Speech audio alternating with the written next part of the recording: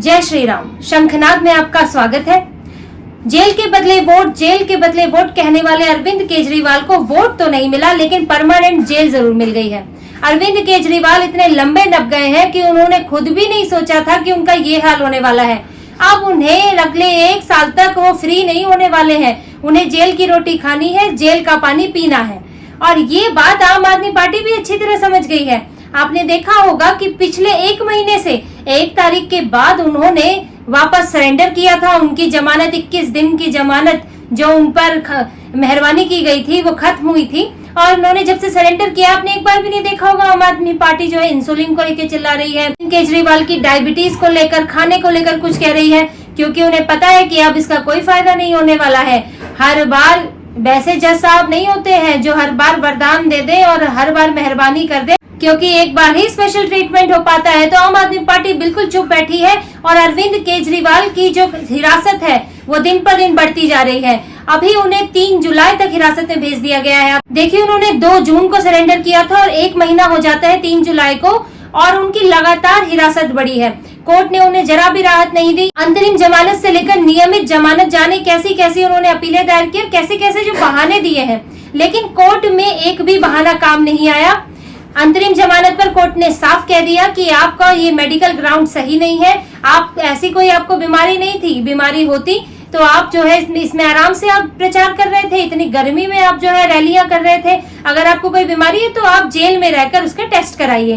केजरीवाल को जब ये लताड़ पड़ी तो उन्होंने अंतरिम जमानत की मांग छोड़ी और वो नियमित जमानत पर आ गए हैं, जो भी जिसका फैसला भी हुआ नहीं है और बहुत मुश्किल है, क्योंकि उसी कोर्ट ने उनकी हिरासत 3 जुलाई तक बढ़ा दी है। तो अब उनको जमानत मिलना बड़ा मुश्किल काम है और अरविंद केजरीवाल अगला चुनाव, दिल्ली का चुनाव आने तक जेल में ही रहने वाले हैं। और उसकी वजह है, आप देखिए कि जो भी शराब घोटाले में अंदर गया है वो बहुत मुश्किल से बाहर आया है। मनीष सिसोदिया जो कि मेन कॉन्स्पिरेटर माने जा रहे हैं, जो कि मंत्री है, उनको गिरफ्तार किया गया था पिछले साल फरवरी 2023 में और आज हो गया है आपका जून 2024 और सिसोदिया को एक बार भी जमानत नहीं मिली।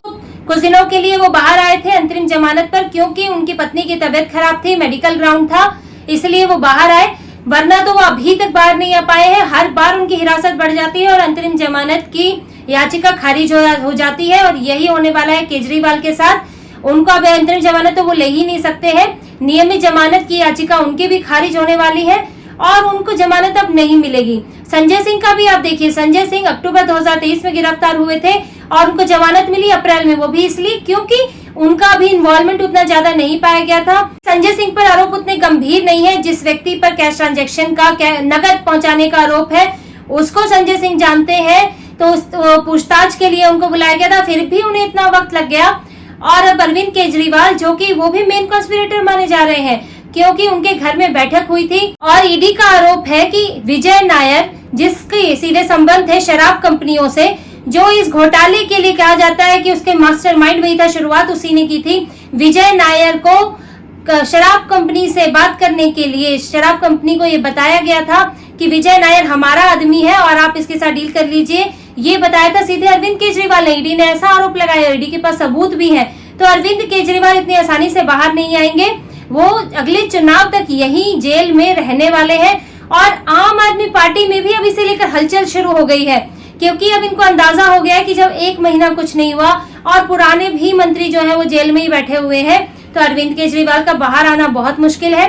और इसीलिए अब अंदर एक उधेड़बुन शुरू हो गई है कि अरविंद केजरीवाल कब तक सीएम रहेंगे। भाई, अब हो गया, लोकसभा चुनाव हो गया, दिल्ली में इतना बड़ा वाटर क्राइसिस चला, दिल्ली में भयंकर गर्मी पड़ रही है, स्वास्थ्य संबंधी समस्याएं हो रही है और मुख्यमंत्री जेल में ही बैठे हुए हैं। मुख्यमंत्री कुछ कर ही नहीं रहे हैं। वो मिलते हैं तो अपने परिवार से मिलते हैं, कभी कभार मंत्रियों से मिल लेते हैं। तो सरकार चलेगी कैसे? कैसे वो रह पाएंगे इतने समय तक जेल में अपने ये फालतू के तर्कों पर, अपनी जिद पर और ये अपने डर के कारण, असुरक्षा के कारण कि मैं हट गया तो फिर पार्टी में जो मुख्यमंत्री बनेगा वो कब्जा कर लेगा। अरविंद केजरीवाल बहुत डरे हुए रहते हैं, चाहे भले ही वो 21 दिन की जमानत में खुद को क्रांतिकारी नेता, खुद को बड़ा योद्धा, खुद को बड़ा आंदोलन करता कहें, लेकिन अंदर से इतना डरा हुआ आदमी है जिसको लगता है कि मेरी पार्टी पर कभी भी कोई भी कब्जा कर लेगा, इसलिए ना वो संयोजक का पद छोड़ रहा है ना सीएम का पद छोड़ रहा है और इसलिए पार्टी में भी ये सुगबुगाहट हो रही है। और आपने देखा होगा कि आतिशी मरलीना वो अपने आप को वो लेडी केजरीवाल बनने की कोशिश कर रही हैं। उन्होंने अभी हाल में धमकी दी, खुद वो जल मंत्री मुख्यमंत्री है, खुद की जिम्मेदारी है दिल्ली में पानी पहुंचाना, और कह रही है कि दिल्ली वालों को पानी नहीं मिला तो मैं सत्याग्रह करूंगी। भाई मंत्री सत्याग्रह करेगा तो काम कौन करेगा? ये केजरीवाल की वही राजनीति है जब केजरीवाल पहली बार मुख्यमंत्री बने थे और फिर भी पहुंच गए थे आंदोलन करने के लिए, अनशन करने के लिए। तब उनको बहुत मीडिया से भी लताड़ पड़ी थी कि अब आप ही मुख्यमंत्री हैं, भाई मान लीजिए और काम शुरू कीजिए। आप ही अनशन पे बैठ जाएंगे तो यहाँ काम करने के लिए कोई दूसरी पार्टी आएगी। लेकिन अतिशी मरमीना को नाटक करना और साथ में लेडी केजरीवाल दिखना है, वो विकल्प दिखना चाहती है, वो तैयारी कर रही है इस बात की कि अब मैं मुख्यमंत्री बन सकती हूँ। कल को अगर चर्चा हुई कि केजरीवाल की जगह कौन, तो एक चर्चित व्यक्ति होना चाहिए जिसकी मीडिया में भी बात चल रही हो, जो मीडिया में सुना जा रहा हो, दिख रहा हो।